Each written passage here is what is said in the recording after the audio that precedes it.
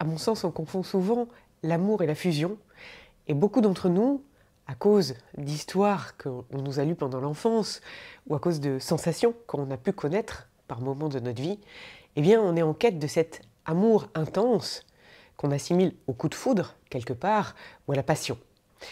Dans cette vidéo, je n'ai pas vocation à transformer vos idées, ni à vous convaincre de quoi que ce soit, mais si à la fin de cette écoute, vous avez ouvert à l'intérieur de vous d'autres perspectives, d'autres portes, d'autres éléments pour enrichir vos croyances, alors j'aurai atteint l'objectif de ce partage aujourd'hui. D'où il vient et pourquoi j'ai eu envie de parler en profondeur de cette différence entre fusion et amour, à mon sens, avec un grand A, et surtout qui je suis pour prétendre à ça. Alors je m'appelle Sarah Jane de Hale, certains d'entre vous me suivent sur Instagram et sur LinkedIn, et je suis pour le coup passionnée par les relations humaines et par les blessures invisibles qui parfois manipulent notre système émotionnel et vont venir impacter nos relations. Souvent à cause de ce qu'on a hérité inconsciemment ou consciemment de nos parents, ou même de nos grands-parents, voire parfois encore plus loin dans nos lignées, ou parfois à cause aussi de ce que l'on a vécu, de chocs émotionnels dans lesquels on n'a pas eu l'opportunité dans le moment de se réparer et de se rassembler, et donc de fuites énergétiques ou de chocs traumatiques, peu importe, appelez-les comme vous voudrez, qui vont impacter ensuite nos relations et notre capacité à être disponible et à s'impliquer et à être vulnérable quelque part dans nos relations dans le présent. Et donc ça va impacter finalement notre sécurité intérieure, donc l'audace que l'on va avoir, et puis ça va impacter aussi le type de personne que l'on attire. Puisque souvent, en tout cas c'est la vision du monde que je partage, eh bien ce qui est invisible est là pour autant, et donc va impacter et va influencer le type de personne par lesquelles on va être attiré. C'est tout l'intérêt, justement, je fais le lien avec le thème de cette vidéo, à savoir d'où vient cette fusion et pourquoi il y a des situations dans lesquelles on a un coup de foudre. Alors, on va parler de l'aspect invisible. En tout cas, je vais vous partager ma vision des choses au travers de mon expérience professionnelle comme personnelle, puisque j'accompagne des personnes à se réparer au niveau émotionnel depuis plusieurs années maintenant. Et puis, on va parler aussi, pour les plus cartésiens d'entre vous, de l'impact de nos hormones et donc des raisons physiologiques de ce coup de foudre. Mais surtout, j'aimerais qu'on aborde, en tout cas, j'aimerais vous partager ici les dangers de ce coup de foudre, parce que certains d'entre nous le recherchent. C'est d'ailleurs la raison pour laquelle je fais cette vidéo à la base, puisque j'ai fréquenté pendant plusieurs mois quelqu'un qui, lui, cherchait absolument à ressentir ce coup de foudre, cette passion, et finalement cette quête drive et motive ces recherches relationnelles. Et on a un désaccord. On a eu longtemps un désaccord sur cette vision, on l'a peut-être probablement toujours d'ailleurs, mais en tout cas c'est pas l'objet de cette vidéo, c'est pas de raconter ma vie perso, mais c'est de partager ma vision qui va peut-être se confronter à vos croyances et je l'espère venir vous offrir l'opportunité de bouger ou en tout cas de voir les choses autrement. Pourquoi? Parce que la plupart du temps, on cherche à confronter, à conforter nos croyances et donc on ne va voir que ce qui nous le confirme pour se renforcer dans notre perception des choses. Si vous avez de l'audace et un peu de courage et de curiosité, je vous invite à aller au bout de cette vidéo pour bien élargir votre système de pensée, même si par moments vous serez un peu challengé en pensant que ce que je dis n'est pas complètement aligné avec ce que vous pensez ou ce que vous ressentez. Alors qu'est-ce que c'est finalement, selon moi, le coup de foudre? Certains parlent de flammes jumelles et donc de réunion d'âmes. Certains pensent que finalement 1 plus 1 égale 1 et on devrait trouver la personne qui nous complète. Il y a même des personnes qui parlent de ma moitié. À mon sens, il est là le danger de la passion. La passion, si on va d'un point de vue énergétique, c'est la rencontre de deux blessures qui vont se protéger l'une l'autre. Et donc, quelque part, eh bien, cette relation va mettre un bouchon sur quelque chose qui est trop douloureux en nous pour qu'on aille le réparer, ou bien parce qu'on n'en a pas envie, ou bien parce qu'on n'en a pas encore les ressources et les capacités. Et donc, c'est confortable. Cette relation, elle nous empêche, elle nous dédouane d'aller en profondeur, travailler sur notre système émotionnel. Et généralement, on va être attiré par quelqu'un qui va avoir strictement l'opposé ou au contraire exactement la même. Et finalement, on va entrer dans ce que moi j'appelle la codépendance. Parce que l'autre, finalement, complète ce que j'ai pas envie d'aller aimer en moi. Alors, pourquoi on parle de fusion? C'est aussi parce qu'il y a un cocktail hormonal. Là, on est sur le système invisible. Mais alors, il y a une autre raison énergétique. Il y a, pardonnez-moi la confusion parce que c'est très spontané cette vidéo, il y a une autre impact énergétique qui est au niveau de ce que l'énergétique chinoise ça s'appelle le feu, hein, puisque le feu vient de l'énergie du cœur, l'énergie de la joie. Et en fait, le danger, à mon sens, de cette passion, c'est que effectivement, le feu aime le feu. Donc, deux feux qui s'attirent, eh bien, ça fait un énorme feu, un brasier géant.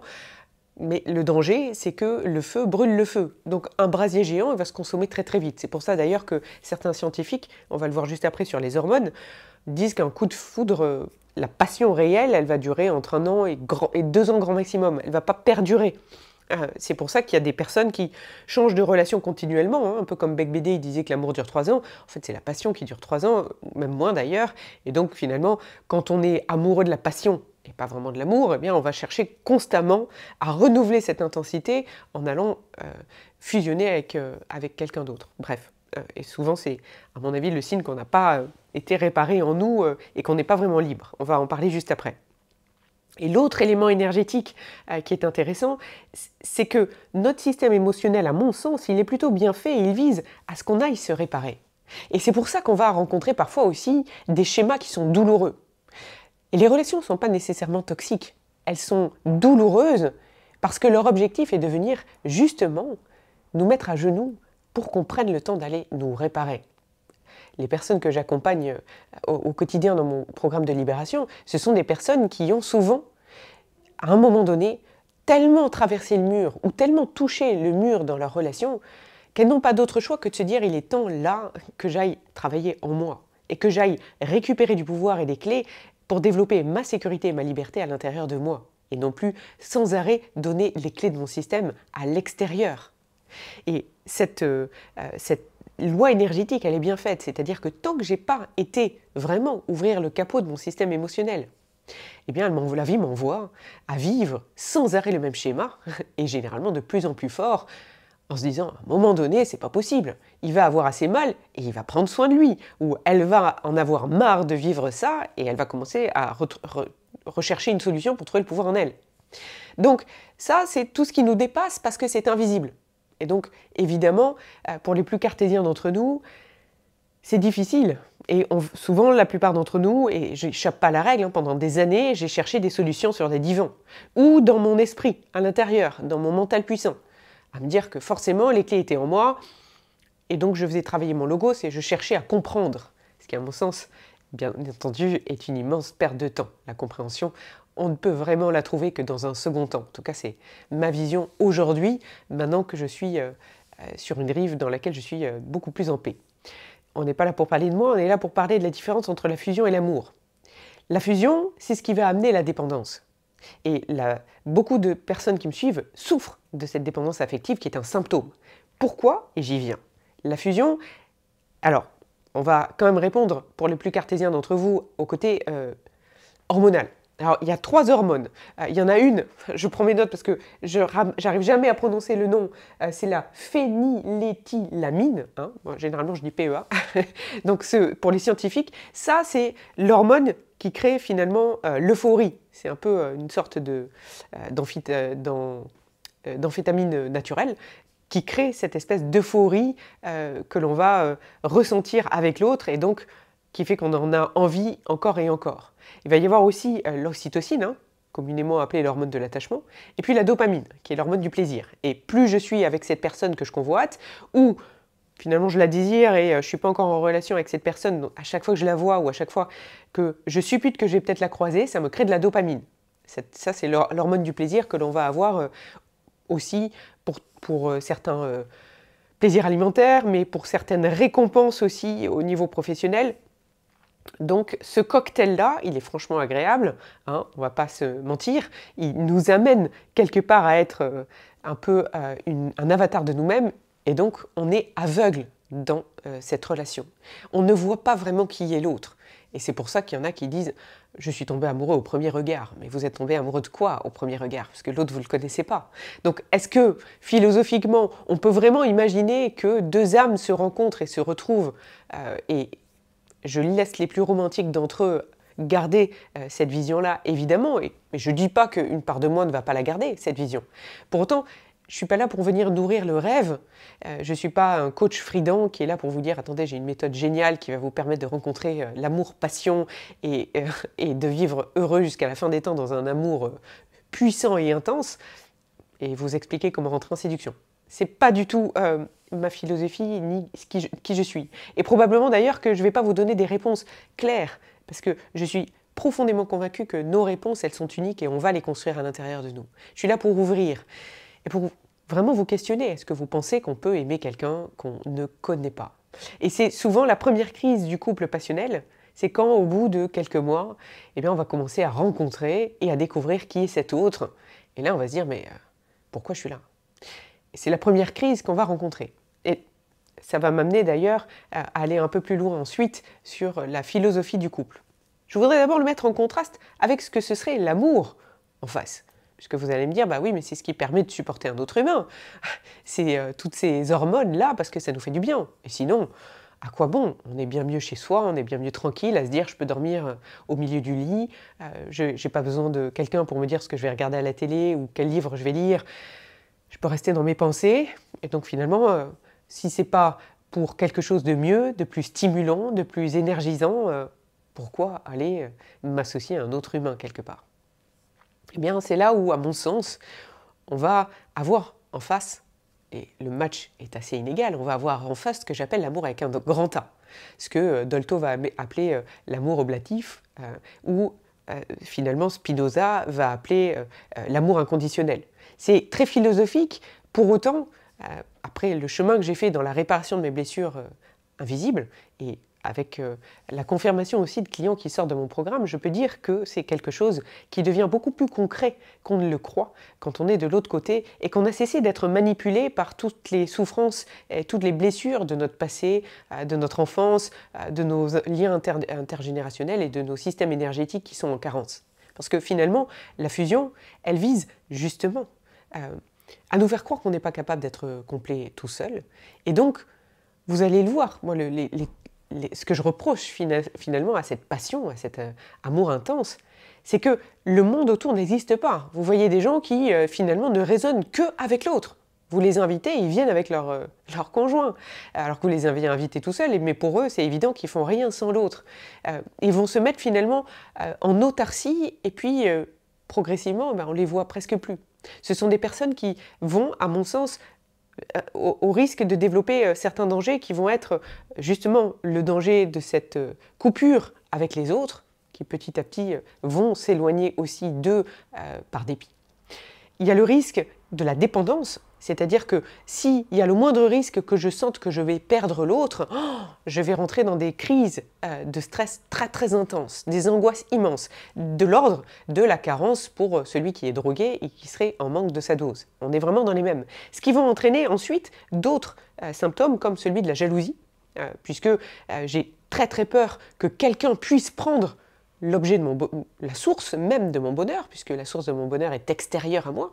Donc, dès que je vois quelqu'un qui s'en approche, ou que je vois que la personne sur laquelle je porte cette fusion et cette passion pourrait être attirée par quelqu'un d'autre ailleurs, eh bien, je vis les choses extrêmement mal et cette jalousie me consume à l'intérieur.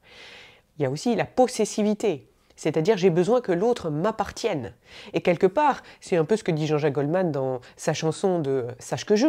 Parce que dans « Je t'aime », il n'y a pas vraiment un « je t'aime » profond. Il y a un « je t'aime » qui voudrait dire « appartiens-moi et s'il te plaît, réponds-moi que tu m'aimes aussi ». Et là, on est dans la volonté vraiment d'absorber l'autre. Il n'y a pas de liberté dans cet amour. Et donc je reviens à ma vision d'un amour avec un grand A, d'un amour au sens de Spinoza qui dirait « moi je t'aime ». Et je me réjouis que tu existes. Ce que j'aime en toi, c'est le bonheur, c'est le fait que tu n'es pas moi. Je compléterai avec cette vision assez juste qui consiste, et je crois qu'il vient d'ailleurs de la Bible, et il n'y a pas besoin d'être croyant pour adhérer au fait que la Bible est probablement l'un des plus beaux textes spirituels, et en tout cas un des plus anciens qui existent, hein, où quand Jésus dit d'ailleurs Suivez-moi pour ceux qu'il cherche à libérer, et laissez les morts enterrer les morts. Je crois que c'est, pardonnez-moi si ce n'est pas exactement comme ça, mais en gros, ça signifie défusionner de vos parents, défusionner de vos enfants, défusionner de vos ancêtres, et venez suivre cet amour-là. En fait, en défusionnant, je vais ramener de la distance. Et donc, je vais me donner suffisamment de place en moi, même si ce chemin-là, il est douloureux, parce que rentrer à l'intérieur de soi, c'est un chemin que peu de gens ont le courage de faire, souvent, parce que ça nécessite d'affronter certaines croyances, d'affronter certaines peurs aussi, pour aller vraiment découvrir qui l'on est.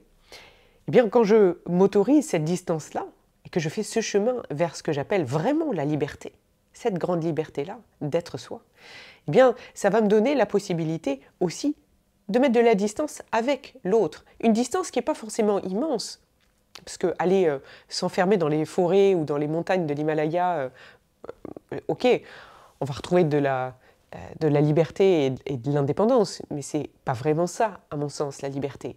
La liberté et l'amour, c'est savoir être soi au milieu des autres, c'est savoir trouver cette sécurité et cette liberté intérieure, de voir le meilleur en l'autre et de lui laisser sa différence, ne pas avoir besoin de le convaincre, ne pas avoir besoin de l'attacher. Finalement, on peut aimer l'autre sans être dans une relation. On peut aimer l'autre et être complètement OK avec le fait que cet autre ne nous aime pas ou se sent plus heureux avec quelqu'un d'autre. Okay, là, on est dans un amour qui est, à mon sens, très libre, c'est-à-dire j'aime l'autre pour qui il est. Et on va ramener cette distance, finalement, qui permet de donner comme de recevoir. Si je suis collé à l'autre constamment, si l'autre finalement, est cette complétude de moi. Et je le trimballe partout. Et dès qu'il n'est pas là, il faut que je lui envoie des messages, il faut que je l'appelle, il faut que j'entende sa voix. Il faut, quelque part, que je m'assure qu'il est toujours à moi et que j'occupe toujours toutes ses pensées. Là, je suis dans cette fusion et je suis tellement collée que je ne peux pas tendre le bras pour donner, ni pour recevoir quoi que ce soit. Je vous invite à réfléchir à cette vision-là, de comment je donne et comment je reçois, si l'autre est sans arrêt collé à moi et que je suis envahi par ce besoin de lui et par cette peur de le perdre. Et d'ailleurs, certains psychanalystes disent justement que le chemin de la liberté, c'est quand je nourris le désir et non plus le besoin. Je vous laisserai aussi réfléchir à ce point, puisque je ne suis pas pour autant une fervente admiratrice de la psychanalyse, mais je crois que parfois, le fait d'aller se poser des questions et d'aller nourrir les réponses en soi va nous permettre d'être encore plus libres dans nos relations et d'encore mieux aimer. Je crois que la clé, elle est là. C'est plus je m'aime, plus je me connais, plus j'accepte ces parts de moi qui peut-être avaient besoin de dépendance, avaient besoin d'intensité, que je les laisse être sans pour autant chercher à demander à quelqu'un d'autre de les nourrir à ma place. Je vais développer un pouvoir intérieur très puissant, une autonomie, une capacité à ne plus être en souffrance dans mes relations, même si elles ne sont pas exactement ce que je voulais qu'elles soient, puisque je vais accepter la douleur d'être quitté, la douleur d'avoir envie de quitter quelqu'un, même si, quelque part, on l'aime pour ce qu'il est, simplement parce que la relation avec cette personne ne nous nourrit plus. Je traverse cette douleur, mais elle ne me fait pas souffrir, puisque j'accepte quelle est la condition du fait que je sois un humain.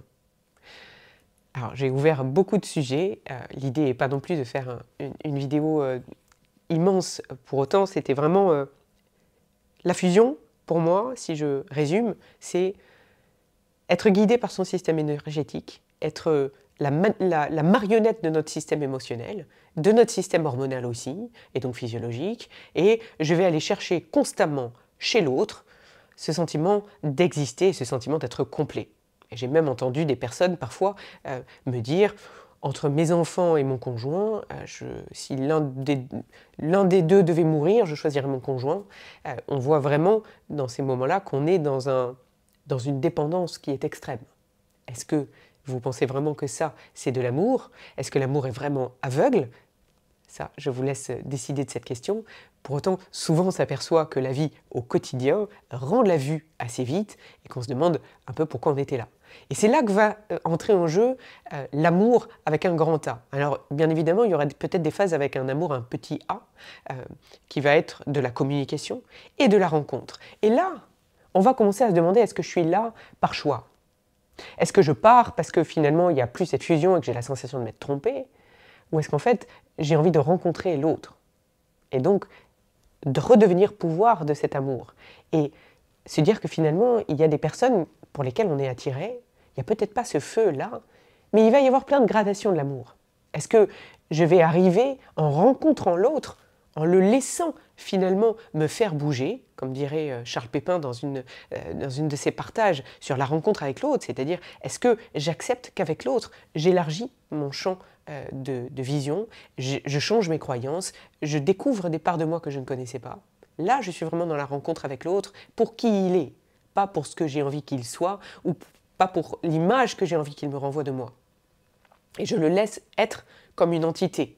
Dans ce fameux 1 plus 1 égale 3, je crois que c'était Salomé. Et l'idée là, c'est finalement de se dire, je suis libre d'être dans cette relation ou pas, je suis libre de donner mon amour ou pas, je suis libre de recevoir cet amour ou pas, puisque j'ai suffisamment de distance, et donc je suis là par choix. Et d'ailleurs, c'est un psychiatre qui a écrit un livre, c'est Scott Peck, je crois. Le livre est hyper intéressant, c'est un Américain, un psychiatre qui réfléchissait sur le chemin le moins fréquenté. Et comment finalement l'amour, c'est quelque part, selon lui, une décision, c'est-à-dire c'est un verbe d'action. Je choisis d'aimer l'autre une fois que je le connais. C'est la connaissance de l'autre qui va me permettre de formuler à l'intérieur de moi ce choix de l'aimer. J'aime beaucoup cette vision-là.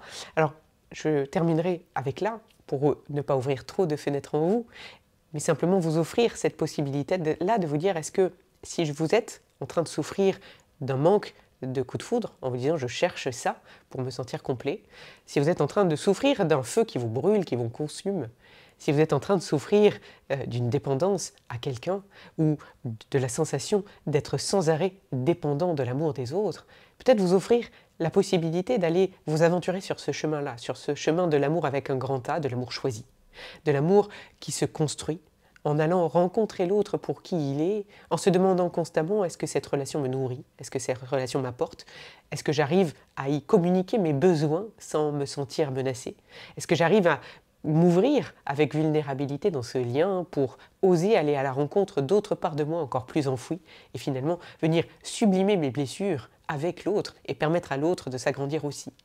Eh bien, je finirai avec cette réflexion qui est assez sociale, hein, plutôt, qui vient de sociologue et non plus de philosophe cette fois, et qui disait que finalement, elle est un peu cartésienne, mais elle a du sens quand même cette réflexion.